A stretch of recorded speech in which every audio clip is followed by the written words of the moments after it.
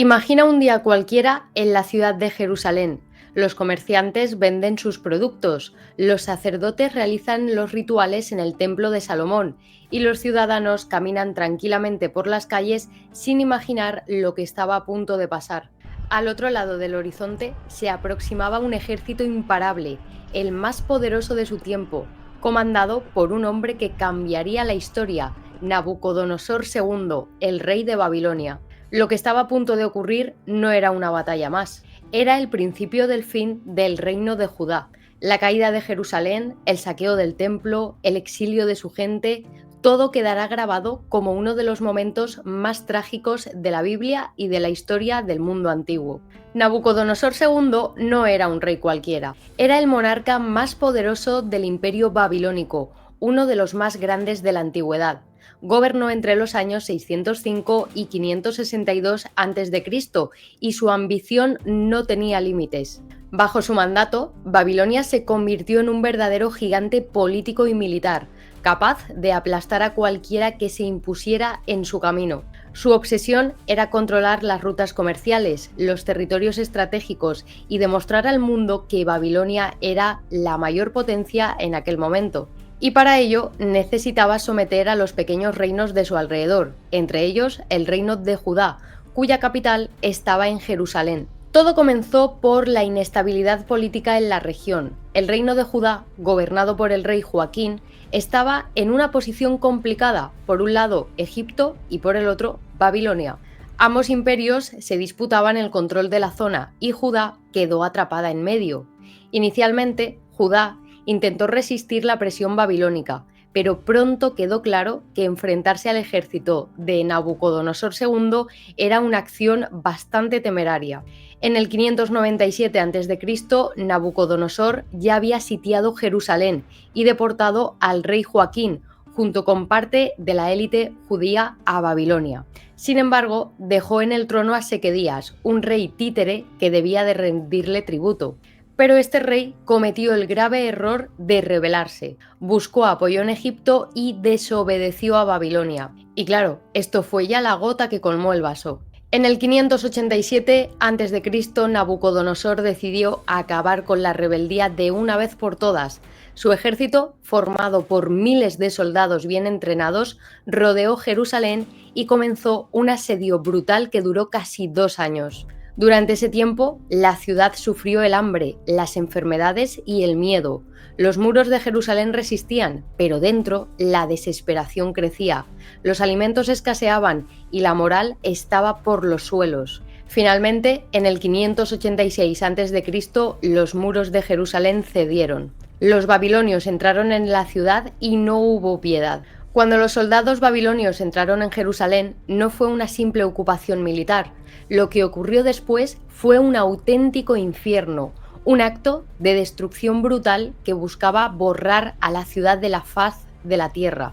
Los ejércitos de Nabucodonosor no entraron con diplomacia ni con advertencias, lo hicieron como un vendaval, con fuego, armas y sed de venganza.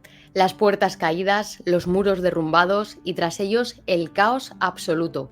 Los soldados se lanzaron sobre los palacios, las casas de los ricos, los mercados. Todo lo que tenía valor fue robado: joyas, metales preciosos, vestidos de lujo, muebles, utensilios, herramientas. No dejaron absolutamente nada intacto. Iban de casa en casa y iban destrozando todo lo que pillaban por su camino. Pero lo más importante para ellos no estaba realmente en las casas. Estaba en el corazón de la ciudad, el gran templo de Salomón, que era el lugar más sagrado para los judíos. Allí se guardaban los objetos rituales, los tesoros, las vasijas sagradas, los instrumentos del culto.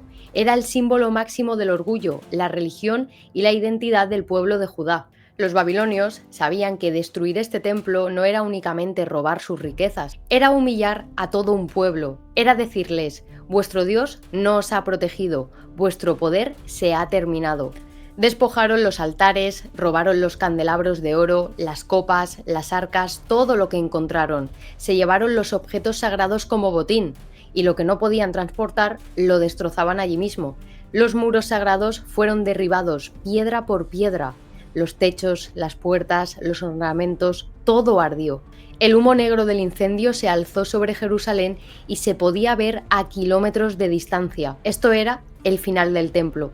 Las llamas no consumían solo un edificio, estaban quemando años de historia y tradición. Los soldados babilonios no distinguían entre hombres, mujeres o niños. Muchos fueron desvividos durante el saqueo, otros fueron capturados para ser esclavizados o deportados, y las familias ni tan siquiera podían enterrar a sus difuntos.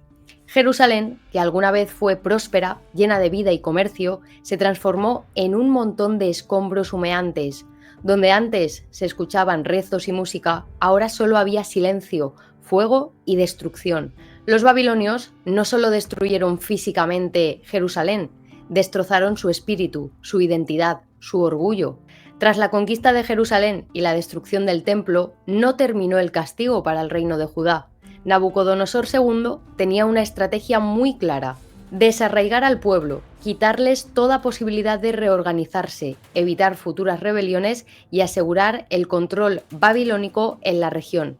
Para eso, aplicó lo que en aquella época era una práctica común entre los grandes imperios: el exilio forzoso.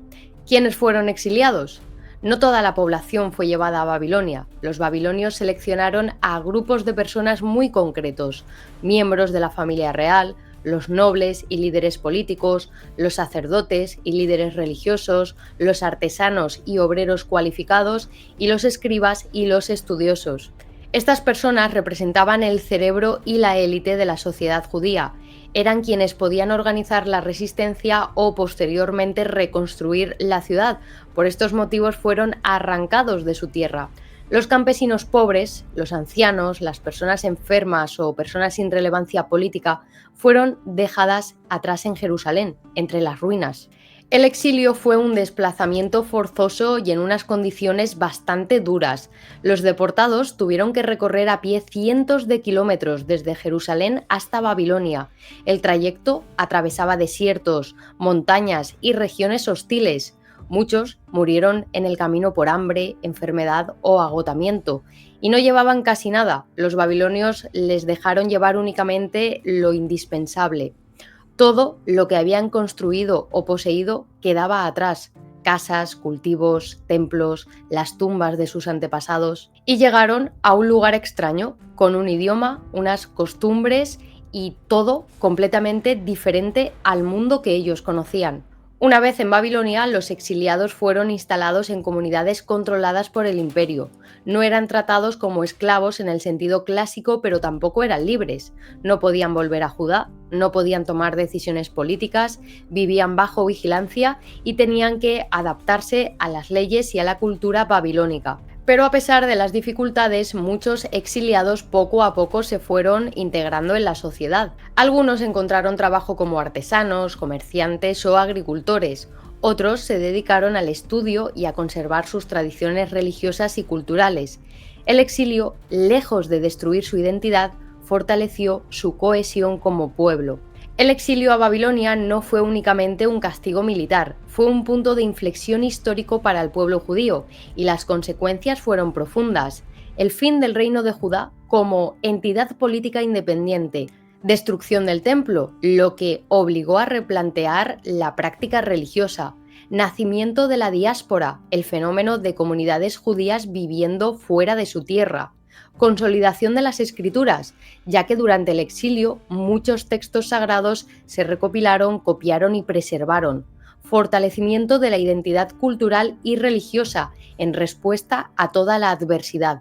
El pueblo judío, lejos de desaparecer, se reorganizó y preparó las bases para su futuro retorno.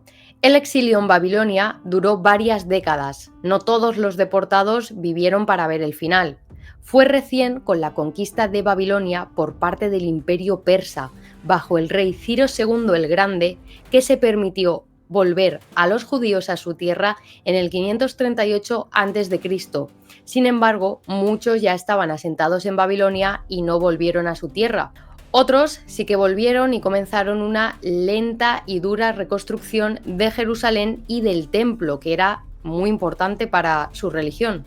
La conquista y saqueo de Jerusalén por Nabucodonosor no fue solo una tragedia local, Fue un hecho con repercusiones enormes. Marcó el fin del reino de Judá, la destrucción del primer templo y el inicio de un exilio que tendría profundas consecuencias en la historia del pueblo judío y en las religiones monoteístas. En la Biblia, especialmente en los libros de Jeremías, Ezequiel y las Lamentaciones, se relata el dolor, la desesperación y la esperanza de aquellos momentos. A nivel histórico, esta conquista demostró el poderío de Babilonia y dejó una huella imborrable en Oriente Próximo. La caída de Jerusalén en el 586 a.C. simboliza la fragilidad de los reinos pequeños frente a los grandes imperios de la antigüedad, pero también representa la resistencia cultural y el espíritu de un pueblo que, pese a la destrucción y el exilio, no desapareció, sino que se mantuvo y forjó su identidad, algo que miles de años después sigue teniendo eco en la historia del mundo. Jerusalén cayó, pero su historia estaba lejos de terminar. Pues bien, chicos, hasta aquí el vídeo de hoy. Espero que os haya gustado conocer toda esta historia y si os ha gustado el vídeo, ya sabéis, dejarme un like, que eso me ayuda muchísimo, y me gustaría saber pues qué pensáis sobre toda esta historia. ¿La conocíais? ¿Conocíais todos los detalles? ¿Algo que queráis comentar? Pues bueno, lo que queráis me lo escribís aquí abajo en los comentarios y como siempre, os leeré a todos e intentaré contestaros. Muchas gracias y nos vemos en el próximo programa.